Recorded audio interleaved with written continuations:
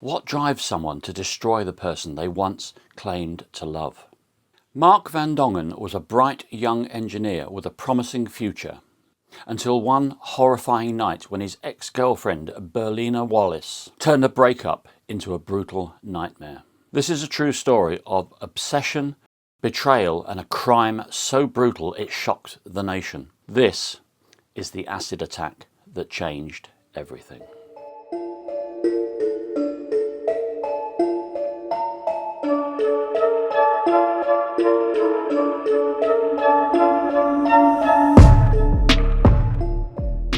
Mark van Dongen was born in the Netherlands in 1987.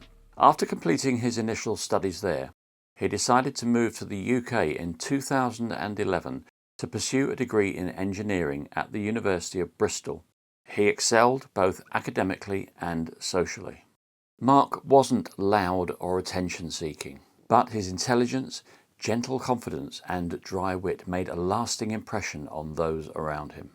Friends and professors alike described him as driven, dependable and kind. He was a young man with a bright future. He was the kind of person that people instinctively trusted. Quietly charismatic and intelligently sharp, Mark had all the characteristics of someone destined to succeed. Not just in his career, but in his life. He was by all accounts a thoughtful and responsible young man. But before moving to England, a brief romantic encounter had left him with a life-altering diagnosis: HIV. Now, rather than retreat from the world and give up on finding love, Mark faced his situation with dignity. He took ownership of his situation and chose to seek out partners who also lived with the disease. The kind of people who would both understand the medical reality and the emotional weight that it carried. Through a dating site designed for HIV-positive individuals, he eventually connected with 48-year-old Berina Wallace, 2 decades his senior, and a woman who would take him down a life path nobody could have foreseen. Berina presented herself as artistic, emotionally complex, and misunderstood. These were qualities that Mark, who was compassionate by nature, felt intriguing rather than alarming.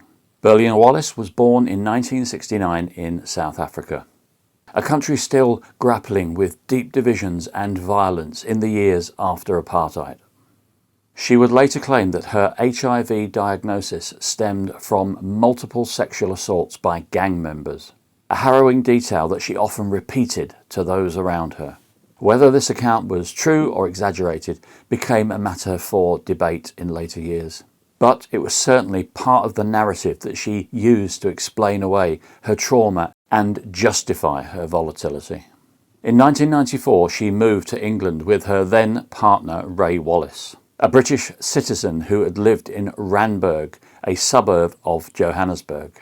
Now, seeking a new beginning, the couple settled in the UK and started to build a life together. But the relationship began to fracture over time. So by the mid-2000s, the couple had split and Berina was living alone. Still, she clung to aspirations of being a fashion designer, though she never held a stable job or completed her studies. Instead, she lived largely on disability benefits and state support. Shortly after her separation, Berina met Mark. On the surface, their connection seemed promising. They bonded over a shared appreciation for art and culture, and a mutual understanding of living with a harsh diagnosis. For a brief time, their relationship seemed stable, even affectionate, but it wasn't long before deeper issues began to emerge. Berlina's behaviour became increasingly erratic. Friends of Mark noticed the red flags: explosive outbursts over trivial disagreements, irrational jealousy, and constant accusations of infidelity. She would fly into rages if he was late home from work or if he received texts from female friends. Worse, she began to try and isolate him, systematically driving a wedge between Mark and those who cared for him. Her controlling nature and her emotional manipulation did not go unnoticed, and those closest to Mark, especially his friends, became uneasy. Some believe the age difference between them played a role, but others saw something more unsettling: a toxic pattern that was growing more dangerous by the day. One of the first people to sense that something was wrong was Mark's father, Keith, who was 56 years old at the time. He could see that his son was deeply attached to Berina, perhaps even in love, but he also sensed that the affection was not mutual. In Keith's eyes, the relationship was painfully one-sided. He later said that he believed Berina was exploiting Mark both emotionally and financially, using his kindness as a lever for control. Still, Keith made every effort to be supportive. He welcomed Berina with warmth and treated her like family. She even affectionately called him Papa Keith. But while he extended kindness, what Keith couldn't see behind closed doors was the rapid unravelling of his son's life. The relationship had become a breeding ground for toxicity. Berlina's verbal and emotional abuse escalated quickly. Cutting remarks, mood swings and emotional blackmail that kept Mark constantly on edge. And soon the abuse turned physical. Scratches, bruises and other unexplained injuries began to appear. And Mark, ever compassionate, tried to rationalise her behaviour. He told himself that she was mentally unwell and that she needed support, not abandonment. And Berina leaned into this, often citing mental illness as an excuse for her outbursts. She was weaponising vulnerability to prevent Mark from walking away. But the abuse didn't stay hidden for long. What began as occasional slaps escalated into something far more disturbing. Her friends later recalled seeing Mark with visible scratches and bruises. But whenever they asked him about it, he would just brush them off with vague excuses. Then there came a turning point, one that could never be mistaken for an accident. In a moment of rage, Berina poured a kettle of boiling water over Mark while he was sleeping. The scalding water seared his skin, leaving burns which were so severe he had no alternative other than to seek medical attention. And yet even then, he lied to protect her. He told doctors he'd spilled it on himself. To outsiders, this may seem inconceivable, even foolish. But for Mark, love and loyalty outweighed pain. He didn't want Berina arrested. He didn't want to ruin her life. He chose to endure rather than accuse. And so the cycle continued, and the abuse deepened. What started as emotional manipulation had now crossed into sustained physical violence. And Mark, caught between compassion and fear, kept suffering in silence. And so Mark endured. He stayed. But Berlina's behaviour grew only more destructive. She remained chronically unemployed, leaning on the excuse that she was a fashion design student. Yet, as time wore on, it became clear that she had little interest in attending classes, let alone getting a qualification. Studying was just a smokescreen.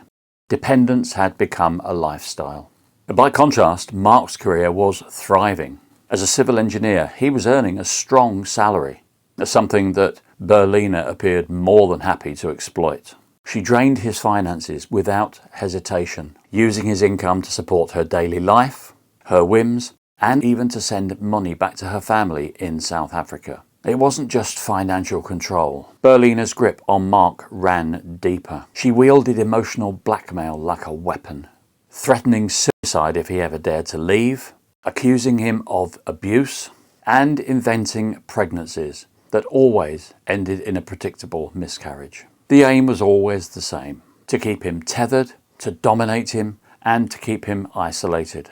Bit by bit, she dismantled his sense of freedom. And still, Mark tried to hold the relationship together, believing perhaps that love and loyalty could fix something so clearly broken. This toxic cycle continued for years, wearing Mark down. He endured it all, longer than most people could have. But eventually the strain became unbearable. Berlina's behaviour escalated beyond manipulation, and after years of emotional blackmail, she crossed a chilling line, threatening not only to take her own life, but also to kill Mark and even his friends. That was the breaking point. He'd had enough. Any love he once felt was now gone. buried under fear, guilt and exhaustion. Staying wasn't just painful now, it was dangerous. So in 2015, Mark took the first brave steps to reclaiming his life. Tentatively, he returned to online dating, and that was when he met Violet. Unlike Berina, Violet was kind, gentle and warm. Everything Mark had forgotten a relationship could be. Their connection was instant and genuine. With her, Mark discovered laughter, peace, and the quiet joy of simply being understood. For the first time in years, he began to imagine a future that didn't feel like a trap, a future where love wasn't a weapon. But as his happiness began to take root, so did Berlina's fury. Inevitably, Berlina discovered that Mark had moved on, and her reaction was nothing short of explosive. She flew into a jealous rage, refusing to accept that he could possibly love someone else. She wasn't just heartbroken, she was furious. And that fury quickly turned into obsession. Determined to sabotage his new relationship, she somehow got hold of Violet's number and began a disturbing campaign of harassment. Day after day, Mark and Violet received anonymous silent phone calls, some laced with venom, others just eerily mute. Berlina even attempted blackmail, desperate to reassert control. Eventually, Mark was left with no choice. He went to the police. A warning was issued, clear and direct. Berlina was told by the police that her behaviour was criminal and had to stop. But it didn't. If anything, it escalated. More silent calls, more threats of suicide to Mark, more emotional warfare. And by this point, Mark had opened up fully to his father. He told Keys everything. He admitted that both he and Violet were terrified of what Berlina might do next. He said something that would later haunt those who loved him. He said, "We don't know what she's capable of." He was right, and the worst was yet to come. Behind the closed doors of Berina Wallace's home, something sinister was brewing. Fueled by resentment, rejection, and an insatiable need for control, Berlina wasn't simply heartbroken. She was plotting revenge, and not just any revenge. What she envisioned was cold, calculating, and unimaginably cruel. Unbeknown to Mark or anyone else, Berlina had become obsessed with a disturbing trend that had gripped headlines across the UK in recent years. Acid attacks. Once largely associated with gang violence, these brutal assaults were now appearing in stories of failed relationships, acts of intimate vengeance driven by jealousy and rage. Berlina devoured every piece of information she could find. She scoured the internet for the physiological effects of acid on human skin, how it burns, how it blinds, and how quickly it disfigures. She read accounts of what happens if someone ingests it. And disturbingly, she also investigated the legal aftermath. What had happened to others who committed similar attacks, what defences they had tried and what penalties they faced. It was all methodical, all calculated. And as a final touch, she sprinkled the internet with searches like how to win back your ex, as if still toying with the idea of reconciliation. But by then it was clear it wasn't about heartbreak anymore. It was about destruction. She wasn't just reading, she was learning and planning. And then she took the next step. She logged on to Amazon and, with chilling ease, ordered a 1 litre bottle of concentrated sulphuric acid, 98% pure. This was one of the most corrosive substances legally available at the time, something I can personally attest to from my university years. It can eat through metal, and on human flesh, well, the damage is catastrophic. That you could buy something so dangerous online with just a few clicks is shocking now, but back then it was possible, and Berlina took full advantage of this. When it arrived, she removed the label and hid the bottle in her home. A plan had been formed. All she needed now was the right moment to strike. And that moment came on the evening of the 22nd of September, drifting into the 23rd. That evening she phoned Mark with calm. She told him she was done fighting for him, that she had accepted the end of their relationship and might even return to South Africa for good. It was a conversation that may have offered Mark a brief sense of relief, but then came the twist. Berina abruptly backtracked and her tone darkened. She said she might not go anywhere, she might just end her life. It wasn't the first time she'd made such threats. Concerned and compassionate to the end, Mark chose to go to her flat in Bristol's affluent Westbury Park.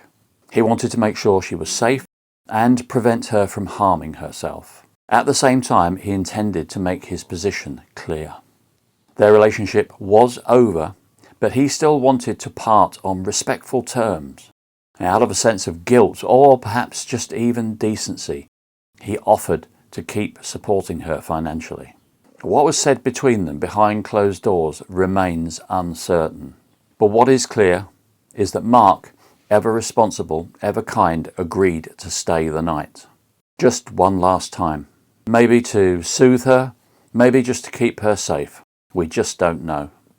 What we do know is that he walked willingly into the arms of a calculated trap. Believing that Berina had settled down and gone to sleep, Mark stripped down to his boxer shorts and also went to bed. It would be the last peaceful moment of his life. At around 3 a.m, Berina quietly went to the kitchen and poured concentrated sulphuric acid into a glass. Mark awoke to find her standing over him in the bedroom. She was screaming, "If I can't have you, nobody can." She then threw the acid in his face and over other parts of his body. The effect was instant and unimaginable. Mark erupted in screams of agony and said, "You threw acid at me." The liquid burned through his skin, through his muscle, and even into his bones. His eyelids fused shut and most of his vision was destroyed. The acid continued to eat through him as acid fumes rose from his body. And Berina didn't try to help him. She laughed and turned her back. She left him there, seriously injured, alone, and in terrible pain. And yet Mark somehow found the strength to get out. Blind, broken, and barely conscious, he stumbled out into the street. One of the neighbours, a Dr. Nick White, was awoken by the sound of her doorbell ringing and frantic screams. And when she looked outside, she initially thought it was some kind of prank. A man stood there in his underwear, hunched over, covered in something that just looked like mud. But when she stepped outside and got a closer look, she was horrified by what she saw. It wasn't mud. Mark's skin was peeling off in grotesque, discoloured sheets. His body was blistered and his face was, unrecognisable, melting away before her eyes. Another neighbour, Thomas Sweet, emerged from his house with a golf club. He'd been startled awake by the noise going on and said it sounded like foxes fighting. But he also feared a violent altercation might be unfolding. What he found instead was worse than anything he could have imagined. Across the street, another neighbour, Eleanor Elcox, had also been roused from sleep. She heard the man's chilling screams. "Help me," he said. "I'm going to die." Realising the severity of the situation, the neighbours immediately called 999. Dr. White and the others knew that they had to act fast. They carefully guided Mark, who was staggering, half blind and still in shock, towards a nearby flat on Ladysmith Road, where they might be able to get him under a cold shower to wash away the acid. But Mark was resisting. He was terrified. The direction they were leading him was back towards Berlina's flat. "She lives there," he repeated in panic. "She lives there." They reassured him gently. They said, "You're safe now. We won't let her hurt you again." And once inside, they led him to a bathroom and gently eased him under a cold shower. The room was filled with his gasping breaths and whimpers of pain. As they tried to keep him calm, someone told him that the police were on their way. Mark's response was quiet but firm. They need to be here. She needs to pay. Now, when the paramedics arrived, the first to assess Mark was a guy called Dean Carter. What he encountered was beyond anything he had expected. Severe chemical burns had scorched Mark's face, chest, abdomen and thighs. His skin was blistered and peeling, and his mouth frothed with a strange greyish fluid that looked a bit like paint. Mark was in agony, repeatedly crying out that he couldn't see. At one point, even through the pain and panic, he turned to Dean and asked, "Do I still have my eyelids?" One of the first police officers on the scene, PC Thomas Green, later recalled that Mark's eyes had turned an unnatural grey, his irises virtually dissolved by the acid. PC Green accompanied Mark in the ambulance and described the scene as unbearable. Despite being given gas and air, which is, for those of you who don't know, a kind of anaesthetic, Mark screamed in excruciating pain throughout the journey. As the ambulance sped towards the hospital, Mark continued to speak. He pointed repeatedly to a tattoo on his stomach that read Berina and told the officer, "Berina Wallace, she needs to go to prison for this."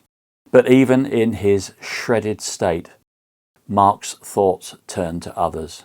He begged police to check on his new girlfriend, Violet, to ensure that she was safe. From what I can gather, Violet stuck by Mark. She went to the hospital after the attack and continued to visit throughout. She also gave evidence at Berlina's trial. Police raced to Berlina Wallace's flat, fearful of what else they might find. But when they arrived, there was no chaos or panic. Only Berlina, sitting calmly without emotion on her sofa as if nothing had happened. She showed no urgency, no concern. One of the responding officers, PC Matthew Griffin, approached her and began to question her under caution. When asked directly what she had thrown at Mark, Berlina responded coldly and without hesitation. Acid. She then attempted to downplay the event, claiming that she was using the acid to distress some fabric for her fashion design. She casually pointed to a glass on the floor as if it was nothing other than a spilled drink.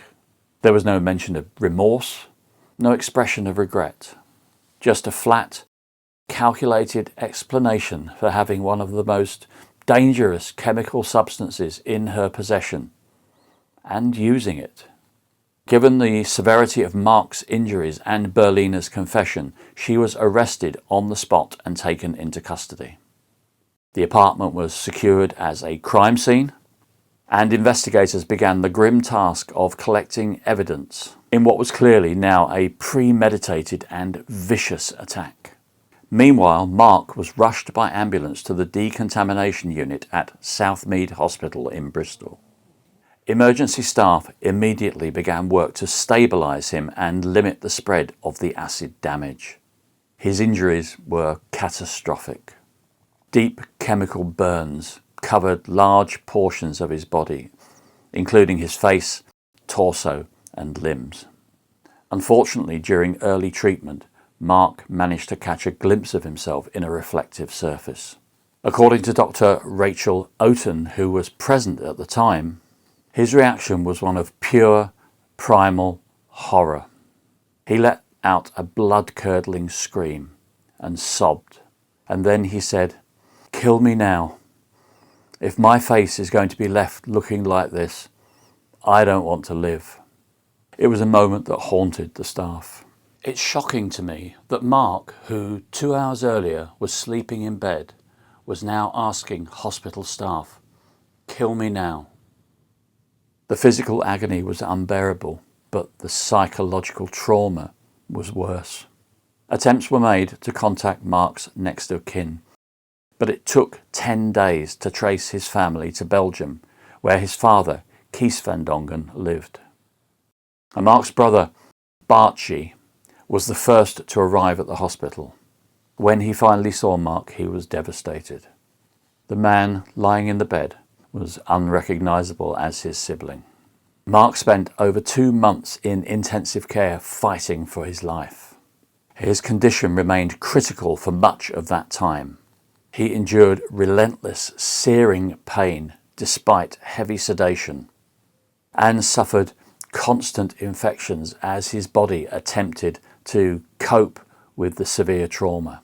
Eventually, he was transferred to Southmead's burns unit, but the suffering continued.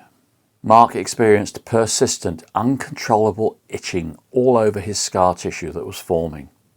Now, this was apparently a common but tormenting symptom of deep burns. He also began experiencing symptoms of post-traumatic stress disorder, which included vivid nightmares and night terrors. His brother recalled how Mark would panic in the night, reliving the attack over and over again.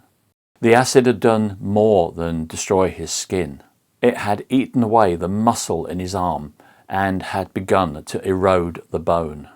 Reconstructive surgeries were attempted, but the damage was just far too extensive. But the toll was not just physical. Mark's mind was rapidly deteriorating. And Mark's father, Kees van Dongen, made the long journey from Belgium to be beside Mark's side every weekend. This was a round trip of over 800 miles. He couldn't stay away. His son needed him. But each visit began with hope and ended with heartbreak. On his very first visit, Kees searched through the intensive care unit room by room, confused when he couldn't find Mark.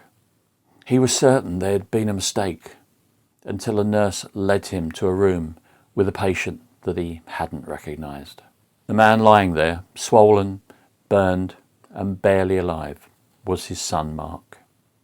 Kees later admitted that at the time he hadn't known whether to cry or run. Mark was simply unrecognisable. Despite the horror, Kees remained a constant source of support. He learned how to help with the unbearable itching that was tormenting Mark night and day, gently scratching where he could and moving Mark's arm around in an attempt to ease the pain. It was all he could do.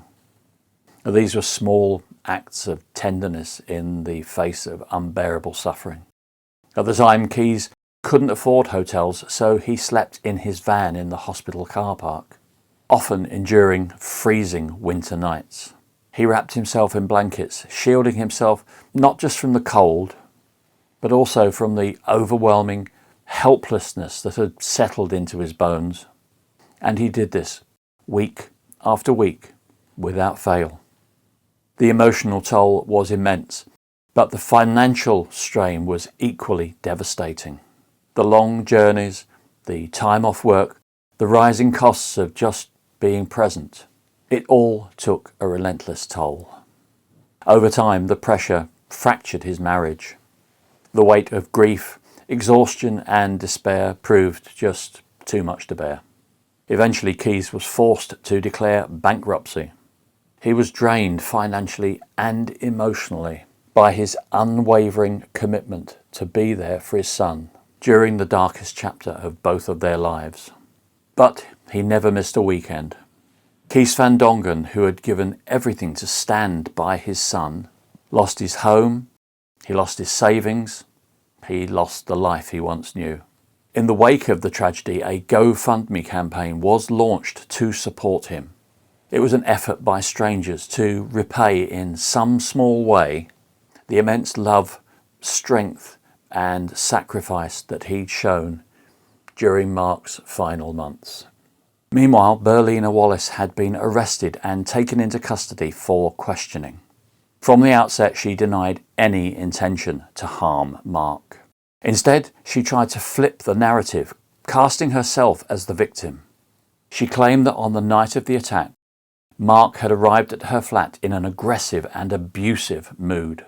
According to her version, when she threatened to kill herself, he mockingly handed her a glass, allegedly saying it was filled with acid, and dared her to drink it. She insisted she didn't believe the substance in the glass was acid. She said she'd thought it was just water and that she'd thrown it at him in a moment of emotional distress. And then, she said, when she saw him in agony, she attempted to get him into the bath to wash it off. But she said that Mark fled the flat instead. Her story shifted several times during questioning. First she said the glass was left unattended, and then she said it had been placed by Mark. At one point she attempted to deny ordering the acid at all. Her timeline of events wavered, and her emotional tone veered between indifference and self-pity. The contradictions piled up quickly. Then came a defining moment in the interview. The officer asked the obvious critical question. He said, "If you didn't mean to hurt him, why didn't you call an ambulance?" Berina paused and then mumbled, "I was confused." It wasn't enough. Not for the officers in the room, and certainly not in light of the evidence. Her extensive internet searches on acid attacks, the bottle with the removed label, the deliberate concealment and the clear evidence of planning. Police concluded that her actions were not the result of confusion or panic. Instead, it was cold, calculated intent. She was charged with throwing a corrosive substance with intent to cause grievous bodily harm. There was no bail. Berina was remanded in custody and would eventually face trial in Crown Court. What followed the attack was nothing more than a prolonged nightmare for Mark. Due to the excruciating pain and the scale of his injuries, Mark was placed in an induced coma, and he stayed that way for months. He was kept alive by machines, he was on a ventilator, and he was fed through a tube. His body had sustained catastrophic damage. Chemical burns covered at least 25% of his body. His once recognisable face had been completely destroyed. It had been melted and disfigured beyond recognition. He lost most of his vision. He was completely blind in his left eye and mostly blind in his right. He lost an ear, and his lower left leg was so badly damaged and infected it had to be amputated. Because of the horrific and extensive nature of Mark's injuries, police declined to make any photographs of him available for public scrutiny. Even when Mark began to emerge from the coma, communication was virtually impossible. At first he had no ability to speak or move. The only way he could respond to police or to hospital staff was by using his tongue to indicate letters on an alphabet board. When people pointed out the right letter, he'd poke his tongue out to say that was the one. And this is how the early pieces of his testimony were gathered. Slowly, painfully, and with immense effort. In time, Mark regained the ability to speak, but his mobility never returned. He was left paralysed from the neck down. He was trapped, fully aware, able to think and feel, but he was in a body that no longer worked. Understandably, the psychological toll was as brutal as the physical. Mark became consumed by depression, post-traumatic stress and emotional despair. He expressed on numerous occasions his desire to end his life. The damage was just too much for him to bear. Things worsened for him when he was transferred from Southmead Hospital to an external nursing facility. Just one day into his stay, Mark made a desperate telephone call to his father. He begged him to come and get him immediately. Alarmed, Keyes rushed to his son's side, travelling from Belgium. When Keyes arrived, the scene was devastating. He found Mark in a state of absolute panic and distress. He was frantic, emotionally shattered, and on top of all that, he was covered in his own excrement. He had barely any help from the staff, and the care he needed was nowhere to be found. Unable to stand by and watch his son suffer further, Keyes arranged, with the help of a family friend, for Mark to be moved to a hospital in a place called Overpelt in Belgium. The transfer was carried out discreetly without notifying the UK police. This was done because the family feared that police bureaucracy would just delay the care that Mark so desperately needed. And so Mark's final journey had begun, but it would not be one of healing.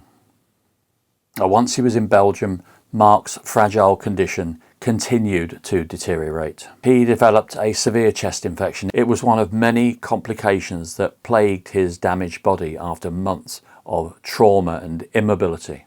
And the infection was so severe that doctors were forced to insert a tube into his throat to help him breathe. And sadly, this procedure robbed him of his voice once again. Communication became limited, exhausting and distressing. It was during these final lucid moments, fully aware of his condition, his limitations and the relentless pain, that Mark made the most difficult decision of his life. Using what little autonomy he had left, he applied for euthanasia, which is legal under Belgian law.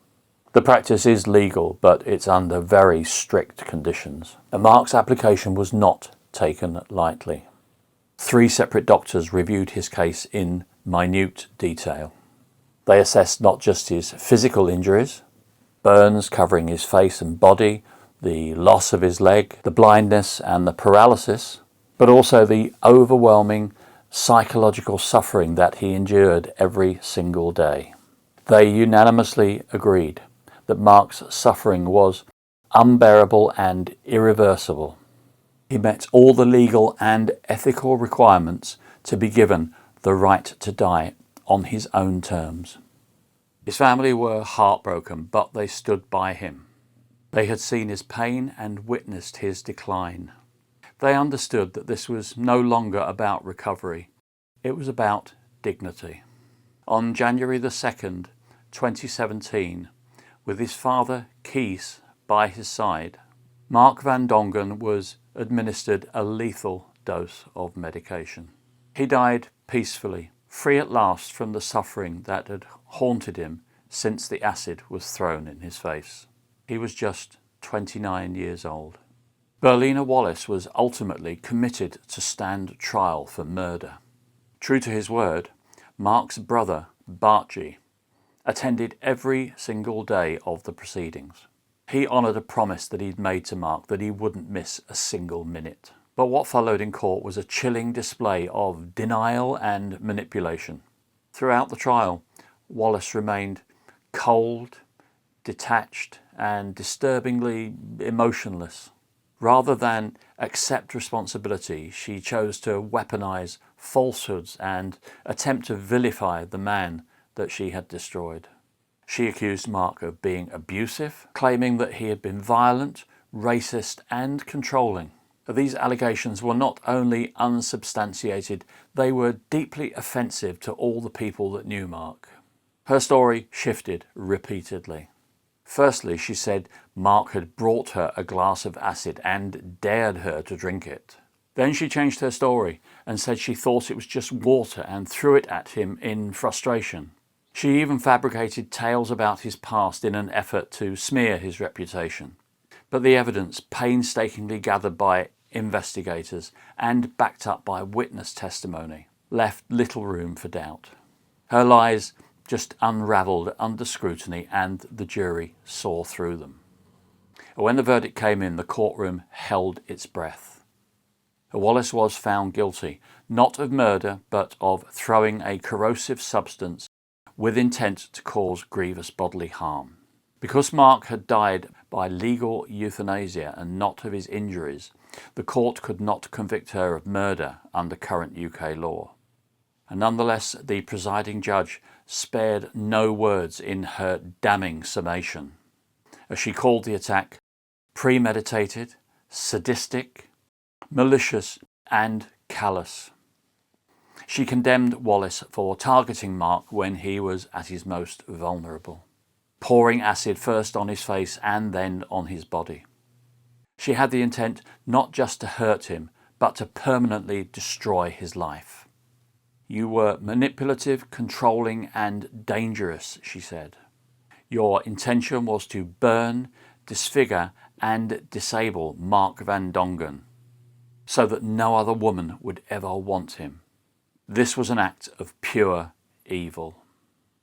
Berina Wallace was sentenced to life imprisonment with a minimum of 12 years served before she would be eligible for parole. Mark van Dongen was dismayed at the sentence that Berina received. It felt like a betrayal. It was a gross understatement of the cruelty that his son had endured. 12 years, he said. She stole his future. She mutilated him and left him begging to die. And that's worth just 12 years. He hoped that she would falter behind bars and break the rules. He hoped that she would sabotage any chance of relief because in his eyes, justice had not been done. We've been handed a life sentence, he said. Every day we wake up without Mark. Every birthday, every Christmas, every silent moment, he's just not there. Keyes finished by saying, so why should she ever walk free? In the wake of Mark's death, there was a national outcry over how easily Berina had obtained the concentrated sulphuric acid. The public and lawmakers alike demanded reform. Eventually, new legislation was passed to prevent substances like that falling into the wrong hands.